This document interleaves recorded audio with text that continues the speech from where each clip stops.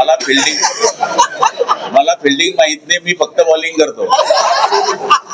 मला पाठिंबा या ठिकाणी जाहीर केलेला आहे. त्याबद्दल मी रेश्माताईंचे खूप खूप मनापासून या ठिकाणी आभार मानतो. कालच्या दिवशी आमच्या पक्षाचे आमदार किशोरप्पा असतील, चंदूभाई असतील, अमोलदादा असतील किंवा चंदू अण्णा असतील किंवा जिल्हा प्रमुख असतील, यांची बीजेपीच्या प्रमुख पदाधिकाऱ्यांबरोबर बैठक झाली होती आणि त्या बैठकीमध्ये आदरणीय गिरीश भाऊ सुद्धा उपस्थित होते. ही कालच जवळपास हा तोडगा या ठिकाणी निघालेला होता, पण तरी सुद्धा पालकमंत्री म्हणून त्यांनी यावं आणि सगळ्यांनी बसून पुन्हा हा निर्णय डिक्लेअर करावा म्हणून आज औपचारिकता म्हणून आमच्या उमेदवारांनी या ठिकाणी पाठिंबा जाहीर केलेला आहे. तो सर्वांचे आमचे एकनाथ शिंदे साहेब आहे, त्यांच्या मुखातूनच तो पाठिंबा जाहीर असल्यामुळे महायुतीच्या मधला जो तिढा होता तो आज पूर्णपणे सुटलेला आहे. येणाऱ्या काळामध्ये आता आम्ही एकत्रितरित्या प्रचार करून आमचा उमेदवार निवडून आणण्याकरताची आमची आज बैठक आहे. हे बघा, अजून मला नाशिकचं तर काही माहित नाहीये, पण सहलीला जात आहेत की काय याचीही कल्पना नाहीये. आणि मला तरी असं वाटतं की निवडणुकीचा एक भाग असतो किंवा आजच सहल होते असं नाहीये. आपण बऱ्याच निवडणुका बघतो, आमदार सुद्धा हलवले जातात, ग्रामपंचायती सदस्य घेऊन झाले जातात, नगरसेवक घेऊन जाणं काय मला वाटतं काही चुकीचं वाटत नाही. वाटलं असेल की 2-4 दिवस बाहेर फिरून आणावं, त्याच्यामध्ये सहल बिल नाहीये. एकत्रित सगळे राहावे, एकमेकाची विचाराचं मंथन व्हावं, आपल्यामधला असलेला दुवा एकत्रित यावा आणि युती घट्ट व्हावी. त्यांना ते पटतंय. निवडणुकीत आग्रह नसतो, मला समजून सांगा. प्रत्येक निवडणुकीत आग्रह असतो आणि आग्रह करणं, जागा मागणं म्हणजे विरोधात बंड करणं असं नाहीये. शेवटी प्रत्येक जण आपल्या पक्षाच्या नेतृत्वावर विश्वास ठेवून आग्रह जरी असला तरी तो मागे सरकतो. अशी 100 उदाहरणं आहे. त्यामुळे आम्ही मागणी केलेली होती आणि आम्हाला वाटत होतं की आमची सीट निवडून येईल, पण आम्हाला ती मिळाली नाही. पण आता याचा अर्थ असा होत नाही की आपण आपल्यापणाने हातीदाईपणाप्रमाणे महाराष्ट्राच्या युतीवर परिणाम व्हावा किंवा काही गोष्टी चुकीच्या व्हाव्या असं कोणत्याच आमदाराला मंत्र्याला वाटत नाही. आणि नेतृत्वावर तो विश्वास ठेवूनच मोठा झालेला असतो. त्या पद्धतीने आम्ही विश्वास ठेवून पुढचं काम करतोय. एकही असं वाक्य दाखवा की जे महायुतीला पोषक नसलेलं वाक्य आम्ही वापरलेलं आहे. हक्क हा आहे आमचा मागणीचा. हक्क करणे म्हणजे आम्ही बोलूच नाही असं नाहीये, पण याचा अर्थ की आम्ही युती तोडून टाकू, भाजपच्या उमेदवाराच्या आम्ही विरुद्ध काम करू असं काहीच केलं नाही. आमचा उमेदवार फिरत होता, आम्ही आमच्या भूमिका मांडत होतो, पण असं कधीच म्हटलं नाही. आम्ही हेच सांगितलं शेवटपर्यंत, वरतून जो निर्णय होईल तो आम्ही मान्य करू. त्या पद्धतीने आम्ही मान्य केलाय. तुम्ही असं म्हटले होते किंवा तुमच्या पक्षाला उमेदवारी मिळाली नाही तर शेवटी माणूस आशीर्वादी आहे, बचेगा नर तो बांधेगा घर, हे म्हणणं काही चुकीचं थोडी आहे. हे वाटाघाटी या सगळ्या गोष्टी आमच्या हातातल्या नाहीये. ह्या शेवटी नेतृत्वाच्या हातात असतात. कार्यकर्त्याची किंवा नेत्यांची जिल्हा स्तरावर मागणी असते. शेवटी आपल्याला यश येतं, अपयश येतं. आता नाव नंदू महाजनांचं कुठेच ऐकलं नव्हतं मी की ते उमेदवार होती, पण शेवटी देईल हरी खाटीवरी तशी त्यांची उमेदवारी जाहीर झाली आणि बघा त्यांच्या नशिबात होतं ते चालून आलं. त्यांनी दिल्लीवरून फिल्डिंग लावली भाऊ असं पण बोललं जातं. मला फिल्डिंग माहित नाही, मी फक्त बॉलिंग करतो. बॅटिंग करतो.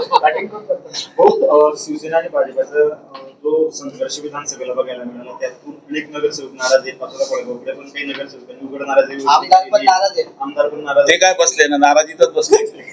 एक शब्दही बोलत नाही किशोरप्पा. चंद्रकांत पाटील पण नाराज आहेत.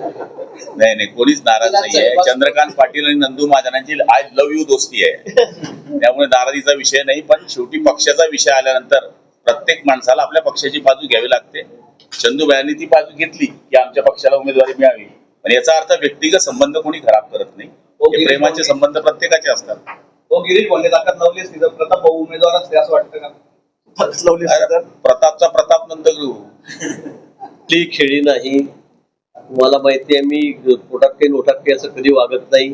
मी मान्य शिंदे साहेबांना शब्द दिला की तुम्ही काळजी करू नका, की माघार होणार म्हणजे होणार, ही जबाबदारी माझी. जसं गीतेंनी सांगितलं होतं की गिरीश भाऊ आमचे नेते आहेत, ते सांगतील ते आम्ही करू. थोडा उशीर नक्की लागला, लवकर व्हायला पाहिजे होतं, पण ते उशिरा झाली माघार. पण आम्ही ती माघार त्या ठिकाणी केली आणि आता तिथं स्पष्ट झालेलं आहे. त्यामुळे खेळीगिळी कुठेही नाही. जळगावला सुद्धा तीच परिस्थिती आहे. नाशिकला विड्रॉल झाल्यानंतर इथे सुद्धा त्या दिवशी जाहीर झालं. माझ्यासोबत उदय सामंत जे होते, दादा भुसे होते नाशिकला, तिथेच आम्ही जाहीर केलं की जळगावची माघार उद्या होईल म्हणून, आणि ती माघार कालच त्या ठिकाणी झालेली. त्या आपल्याला कल्पना आहे, आपण कालच रात्री दाखवलंय की त्या मान्य शिंदे साहेब त्यांच्या गावी आहेत सातारा जिल्ह्यामध्ये, त्या ठिकाणी त्यांना भेटायला गेलेल्या होत्या आणि तिथूनच त्यांनी आणि मान्य शिंदे साहेबांनी जाहीर केलं की यांची माघार आहे. स्वतः उमेदवारांनी सांगितलं की मी माघार घेत आहे शिंदे साहेबांनी सांगितल्यामुळे. आता काय ते इथे आता प्रवासामध्ये असल्यामुळे ते पोहोचू शकत नाही अजून, त्यामुळे काही त्यात काही गैरसमज करून घडता काही विषयच नाहीये की त्या का आल्या नाही इथे. त्यांनी स्वतः सांगितलेलं आहे, आपण आपल्या चॅनल सगळ्यांना दाखवलं की त्यांनी जाहीर माघार घेतलेली आहे. उद्या आम्ही सगळेजण त्या ठिकाणी मोठा मेळावा तुमचे अध्यक्ष रवींद्र चव्हाण त्या ठिकाणी येत आहेत, गुलाब भाऊ त्या ठिकाणी आहेत, मी आहे, सावकर असतील मंत्री आणि सगळे आमचे आमदार खासदार आम्ही सगळे त्या ठिकाणी आहोत. त्यामुळे मला असं वाटतं की हा काही तर विषय आले नाही, हे नाही ते नाही, कारण आजची जी मिटिंग आहे ती फक्त यांच्या उमेदवाराची माघारी घ्यायची होती त्या संदर्भात होती, आणि म्हणून सुश्रुतीने त्या ठिकाणी आलेले आहेत. 100% कोण या ठिकाणी आहे.